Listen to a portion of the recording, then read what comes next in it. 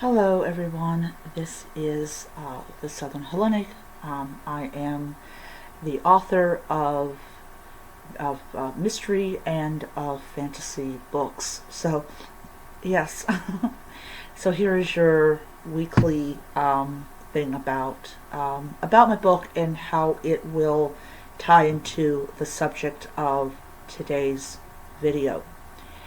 So I got a lot of writing done. I was actually surprised I did. I have not been like all there as far as like being well rested. So what I generally do is I generally wait until I get home and try to at least do a chapter before I have to go to sleep and all that type of stuff. So so one of the things that I wanted to talk about in this video is temples, and kind of depending on their state we get an idea of either how big or how small they were, or to the back, how ornate they were, or a general idea of like what they might have looked like in ancient times. All right, you see over there, teddy bear. So when I was sitting down and I was writing about Diane going to the temple of Hades and Persephone, I cannot pronounce the name. I know my favorite subscriber is going to tell me what the name is and how to pronounce it, and I will thank you for that. I really will. She's going there because it is one of about 15 that are in the States, and this is a direct like, I would just say a direct kind of like phone line to the dead, but for her it's an actual portal to Hades' realm, where before she can go down there, she has to put something around her neck to protect her from the environment to which she's going to be going into.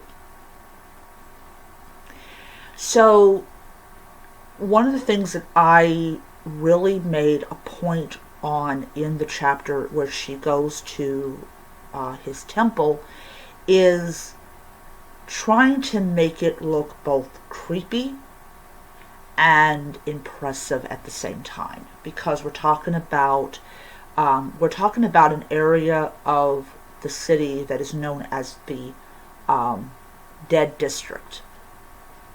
And I do not call it the Dead District in it, but I will say in this video it is called the Dead District.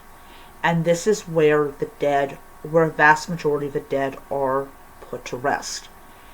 And all the people that have died in this district, or part of this district, they are all followers, and they all were followers and venerators of whatever pantheon that either they are culturally connected to or they adopted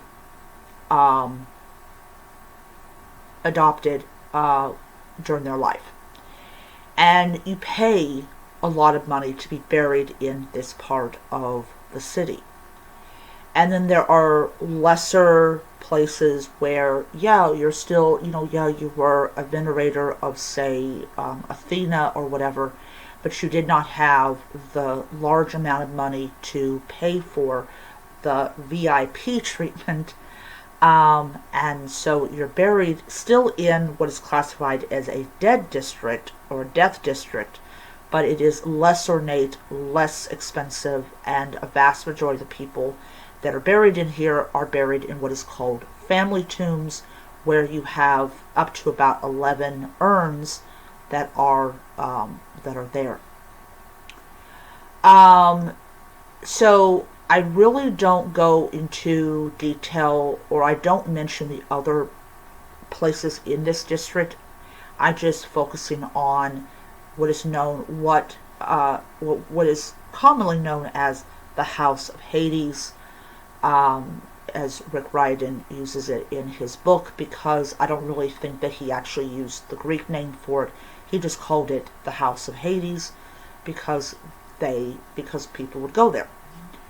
So I describe this temple to Hades and Persephone as a brightly colored structure in the iconic style. The columns are iconic. I hope I'm pronouncing it right. And it is a total of about 15 columns. 15 columns on the left, 15 columns on the right, 10 in front and 10 in the back. And I'm trying to make sure that actually makes the structure structurally sound. And then on either side of the gateway is a statue of Hades and a statue of Persephone, but lining around it, but not too close to where it would keep the priests from being able to move around. You have the family tombs of a lot of the more like wealthier magical families, or the most powerful magical families, like the people that are known for like necromancy and summoning and all that type of stuff. You also have professors that are buried there. You have some politicians that are buried there. These are all people that venerate and worshipped the Greek gods when they were alive, and now they're buried on these particular grounds. But one of the things that I do not mention in it, and I should go back to rewrite that section, is the different scenes of death, and most importantly, we have, of course, the Furies, who are in statue form, that are actually perched on either side of the top of the roof of the temple. So this is a very dreary place. It's not a happy place, but is brightly colored because temples were colored, and your statues of Hades and Persephone are also brightly colored. I definitely stay away from the belief that all these statues were white and the temples, despite the grime that's on it, were white. So I definitely stay away from that type of thing. As I progress in the book series, I will be revisiting those places, but talking about the other places and all that. I also talk about the wealth of this temple. This temple is extremely wealthy, and this is all because of the fact that there are school shootings and drive-bys and all that type of stuff, and you have the need for the services, and therefore they pay more money to these temples for their services. Now, I will be clear on it, not every god or goddess has a temple. In the ancient sense, we're more talking about large buildings that serve the same purpose as a temple, but it is because the city did not have the finances to afford to produce a large temple, so they mainly construct these large buildings that serve the same purpose and everything. But every building that is dedicated to a particular god or goddess is sacred, and there is actually a border between the grounds or the property of that particular space and the outside world, the mundane and the sacred. So yeah, it's very, very different. But this segues right into what we're going to talk about, and that is temple ruins. And these are, as it says, these are ruins of temples that at one time had been active and sacred and everything. So the temples that we see now in photos of like, say temples to Poseidon, temples to Hera, things like that, they're either a shell of what they used to be or they're completely destroyed. And you can tell the difference between a man-made destruction and a natural destruction. So, for example, is if I don't know which temple it is, but all the columns are out, like they were pulled down. And so when you have that kind of damage, you can pretty much take a really good educated guess that the columns were pulled out by people or by animals that were being led by people. Temples that are more, their columns are more on top of each other, those are buildings that were destroyed by natural disasters. Anytime that you see a temple that doesn't have any kind of inner walls, I believe the Temple of Poseidon or Hera is one of them that doesn't, or they both might not have it. Either the inside was quarried for other building materials, or it was converted into something else, and it was abandoned a long time ago when they no longer had the need for it.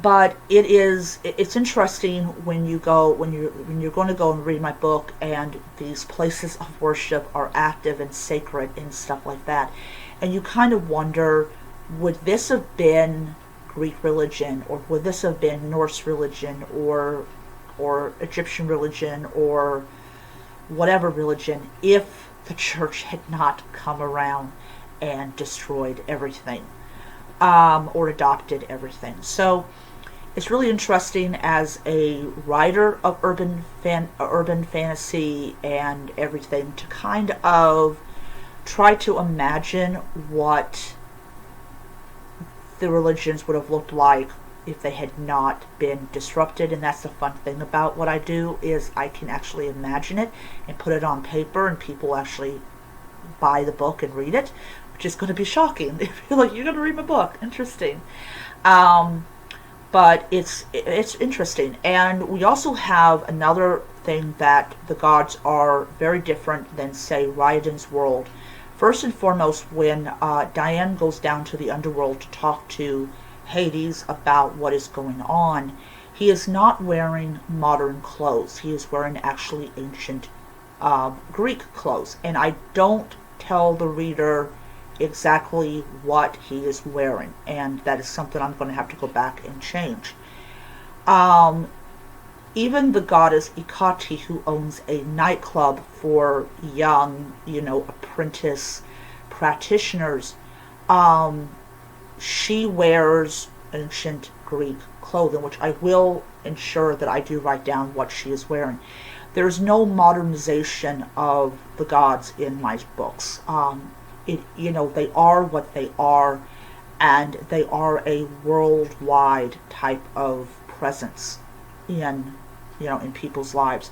So it doesn't matter what part of the world you're in. If you're venerating, say, Osiris in Japan as, say, a tourist, he will still be receiving those offerings because he is everywhere.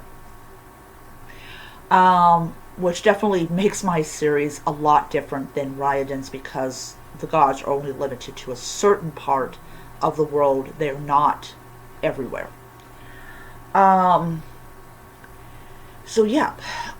So there is a scene in it where you have this apprentice mage who is OD'd on hemlock powder, and not hemlock, sorry, mandrake powder. And this is a drug, they call it mandrake powder because it is created from, its base is mandrake. But then they add all sorts of other stuff to it to make it highly addictive, and he ODs on it. And so, Diane kind of explains to her partner that when you walk into Ikate's nightclub, there are rules that you have to follow. You can't harm other people, but there's nothing saying you cannot harm yourself. And one of the things that I put into chapter 4 is when she goes back to visiting Ikati and everything's been cleaned up and stuff like that. But still there's like ashes of like offerings that the people that came there gave. They gave wine and they gave money and they also gave puppies. Black puppies are mentioned in this chapter. And she kind of makes a comment to her, says, "Oh, I see that you're still accepting the same offerings that you accepted all those centuries ago," meaning that nothing really has changed as far as offerings are concerned. So I thought it was a really interesting thing to put into that chapter. For people that may want to know, is all of it just her going around to these different scenes where the souls were stolen or deprived, the Hades is deprived of? Actually not. I don't make the book solely about her trying to find out what's going on. My firm belief is you always have to have a side kind of thing that the person is doing. Like in Final Page in Murder, the side one was the remembrance ceremony. So while Barbara is still trying to figure out who is doing this, you still have the mentioning of the other thing that's going on. Same thing with this one. So while yes, she is working with Hades and Anubis and Osiris to try to find out who this person is, she still has her job that she still does, and she still, does all this other stuff. So it's interesting, and I really thought that, using this video as a way of kind of like segueing into it is really cool. But on the segueing back into the topic, you have temples that the floor of the temple really gives you an idea of how big it was, but it does not give you an idea of how elaborate the temple actually was. What kinds of fabrics were part of votive offerings?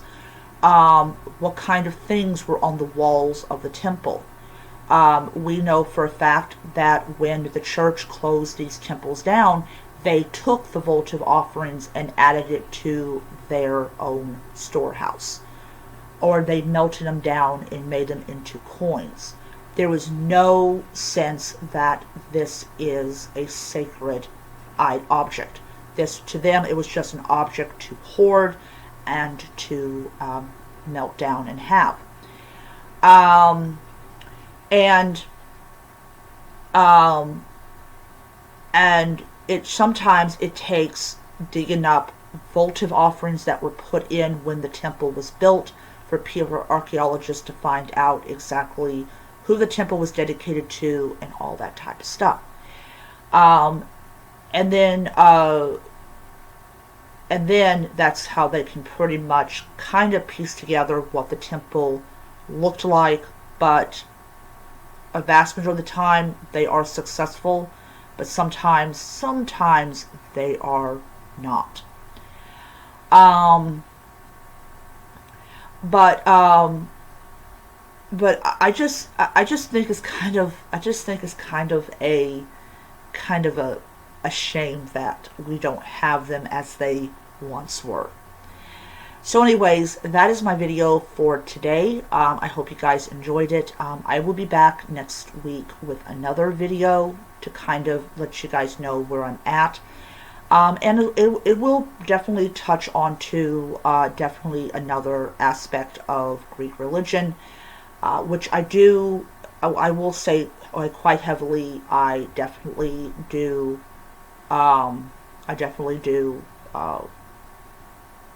rely on. I am going to say one more thing before I do let you guys go. The second book of the series, which is going to be released in 2026, is going to be released in November. This is called Christmas Tidings, and we have Krampus that is in this book.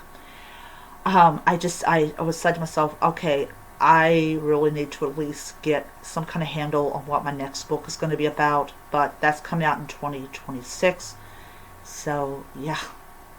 Alright, so I will be seeing you guys around.